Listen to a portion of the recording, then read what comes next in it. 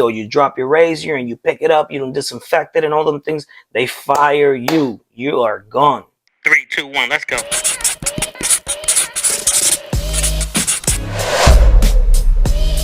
Okay, we ready? Hi guys, welcome to my channel.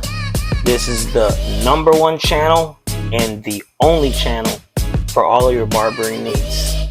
My name is Christian Sharon, aka Wicked Barbero.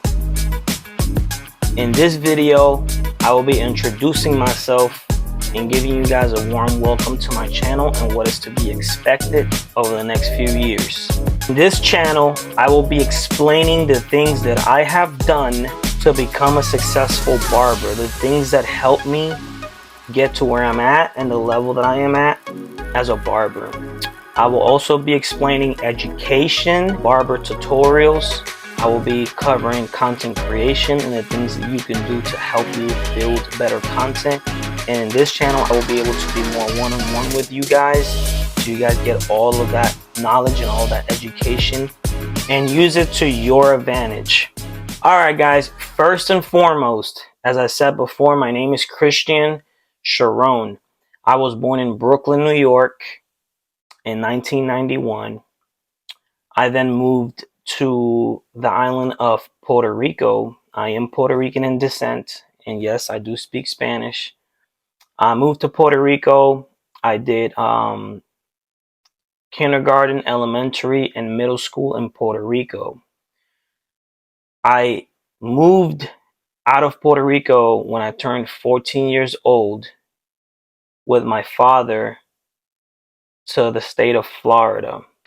When I got to the state of Florida, when I started attending high school, is really when I got into like cutting hair. I started practicing with my father. I used to give him, quick cuts here and there.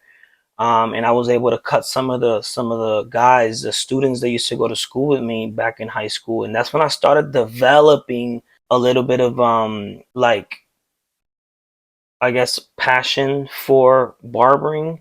So when I was a senior in high school in the state of Florida, when I was about to graduate high school, I had told my father, Dad, I want to go to barber school and I want to get my barber license. I feel like this is something that I like to do, and this is like a career that I want to follow.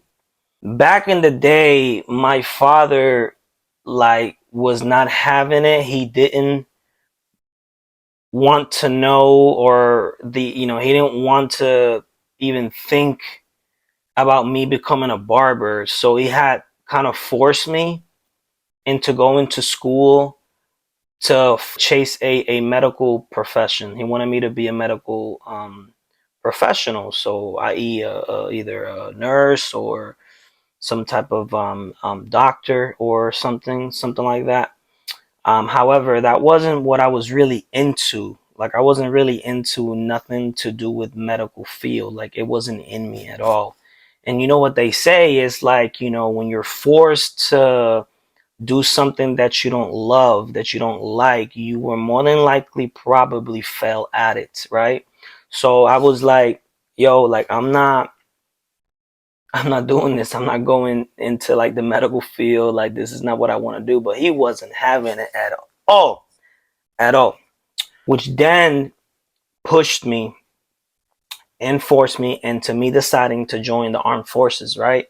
So I joined the U.S. Army, the military, straight out of high school. I was a young kid, but I needed some money, and I needed to get my life together and kind of like put my foot forward and just start life. I joined the military. I joined the U.S. Army in 2010. I went to the recruiting office, signed my paperwork, did all of that, took my ASVABs, passed them. Went to basic training in Fort Leonard Wood, Missouri. For anybody that's been in the military, that has attended the military, that has been to Fort Leonard Wood, Missouri, y'all know what I'm talking about. That place is crazy as hell. Got stationed in and Fort Stewart and Hunter Army Airfield in Georgia. And right after I got to Georgia, I would say within a year of being stationed in Georgia, I received my first combat deployment orders to go to war in Iraq. I went to Iraq in 2011, to combat, and I was a young kid. I was only like 19 years old, so I had no idea what was going on. I was scared to death, and I felt like my whole world was gonna collapse. But it was part of my job. It was part of my mission. So you know how it is. So whatever.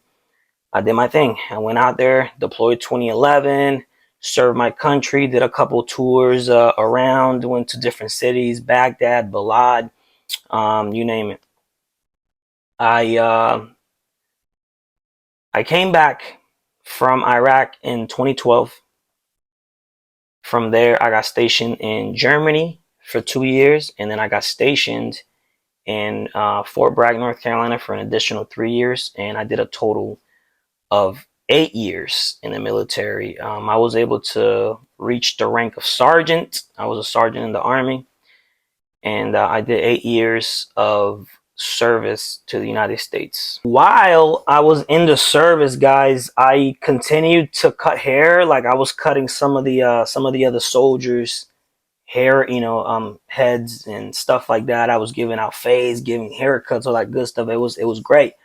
I was also cutting my own hair and doing my own eyebrows and keeping myself clean, especially when I was out in Iraq. Which in Iraq we had barbers, but the barbers in Iraq were only at big bases, like big FOBs, forward operating bases, right? So like bases, right? So the only way you could get a haircut is if you're at that base, stationed there for a couple months. You can get, haircuts. Your haircuts like every 2 weeks and stuff like that. But when you go out on mission to go deploy, and you're out for like 3 weeks, a month out on mission, you don't really have barbers, right? So I remember I had a set of clippers with me, man. I had a set of clippers and a set of a trimmer, and they were Andes, and I had them in my backpack. And when I would go out on mission, the guys would be like, "Yo, can you freshen me up?" If we weren't like under attack and there was like nothing crazy happening, like we weren't actually engaging into combat or anything like that, and we would just be chilling, I will pull out my clippers, man. And I will, slice them up, man. Cut a couple of my dudes, and clean myself up, and that's how I kept myself current. During this whole entire time. When I got back from Iraq, that I got stationed in some of the other bases, like when I was in garrison. Of course, in garrison means in the United States, you're back in your in your in your base, at peace. Your soldiers are gonna go to barbers, and good barbers at that, but the ones that went with me to war and the ones that knew that I could cut hair preferred for me to go to the room and cut their hair. So I maintained myself cutting hair throughout all this time since I was a teenager until I was done with my career in the military. So right when I was finally honorably discharged from the military, is when I decided that I wanted to fully, fully, fully give myself to my passion, which was barbering, right? I said I want to become a full-time barber. This is what I want to do. This is what I want to live for. Um, I had met a couple of barbers that kind of motivated me to do it even more. And I seen how their lifestyle was, how they did the barbering, and they had like good money and good cars, and like they did all the social media thing. And I seen like, man, these guys are really, really like not regular. Like they're not regular barbers. Like you could really elevate yourself with your barbering career. So I got even more motivated when I left the military to do this. Um, I went to school, to barber school, and school was about a year, I would say. in the state of North Carolina.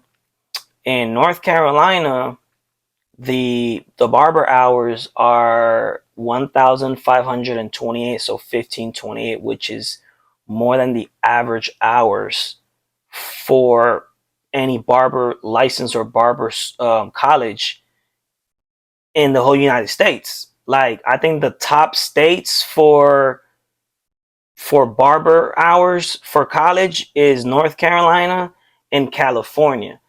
I think New York too, if I'm not mistaken, which is insane. You know, that's like the highest education. Some states is even it's less than that. You know, it's all you have to go to schools for like 6 months or something like that. But for us, it was a year, and it was 1528 in North Carolina, man, and you could not miss like a day or two, because if you miss a day or two, you got to remake it, and forget it. It's a whole mess. It's a whole mess. But I was able to conquer. I was able to come through. I did my time. I was also working full time in Verizon Wireless, selling cell phones during the mornings. So I was like a sales representative during the morning, like boom, boom, boom, like selling cell phones. And I had like morning shift, and then like right after that, like around 3 o'clock came, I would have to go home and switch into my barber outfit uniform and go to school. And I had night school, man, and it was a struggle. I was really, really exhausted during this time because I was only sleeping like 3 to 4 hours a day, because I had to do homework from barber college, and then I had to do I had to open up the store in the mornings and do inventory. It was just insane. I'm talking about insane. But I conquered. I went and put my foot forward, and I said, this is what I want to do, and I'm gonna rock this shit, right?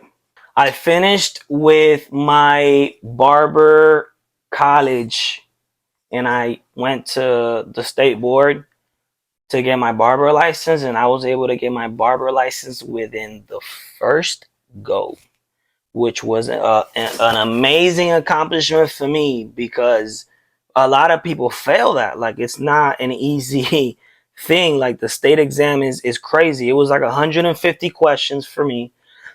Excuse me. It was 150 questions for the written exam, and then the practical, of course, is a haircut, and it was a 14-step shave. And if you nick somebody, or you drop your razor and you pick it up, you don't disinfect it and all them things, they fire you. You are gone, completely gone. But I was able to pass it within the first time go, man, and that was awesome. So I got my license. I started working in a dope barber shop in North Carolina. It was probably the top barber shop in the city. I'm talking about every barber in that city and around the surrounding areas wanted to work in that barbershop, because that barbershop was the booming barbershop.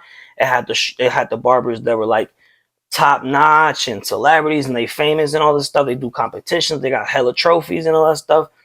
And it was the barbershop with the most walk-in flow. So barbers in there were stacking. They were making some money. They were making some really good money, and I was able to get a chance to work at that shop as a brand new student. Like, I had just left school and became a student, and then boom, like, here we are. You know what I'm saying? And man, I'm telling you, that was definitely a blessing in the sky, and I thank God every single day for that moment, because if it wasn't for the opportunity that the shop owner gave me to work in this barber shop, I probably would not be here right now. That shop allowed me to hone into my skills and develop myself as a person, as a professional, as a barber. I was able to rack and build my clientele to be extremely booked out, build my pockets like crazy, and at the same time, build my profession, build my craft. Hold on, let me make sure my mic is on. Okay. I worked at that shop for a few years. I decided to move back to the state of Florida to continue my legacy as a barber in the state of Florida. In the state of Florida, I worked in a total of 3 barbershops, which in all 3 of them, it went very, very well. It opened up some more avenues to go to competitions, to go and meet different people, things like that. I was able to get recruited to go educate at Columbia. I was in Columbia, the actual country, educating as a platform artist. A lot of things opened up to me when I left North Carolina and came to Florida with the exact same mindset, the exact same push, to the point where I have pretty much evolved in my profession. I am now a business owner. I own my own barber shop, my own barber studio, and a lot of things have happened to me since I honed in on my craft and since I focused on my career.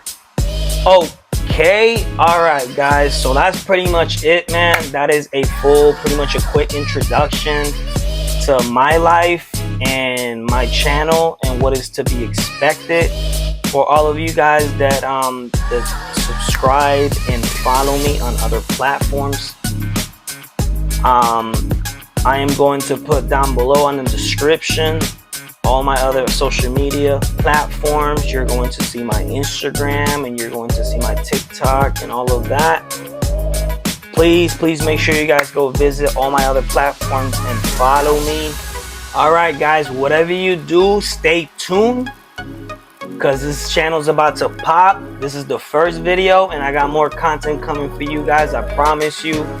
To all of my supporters, like this video and subscribe to my channel, and like I said, stay tuned and I will see you guys around. All right, peace.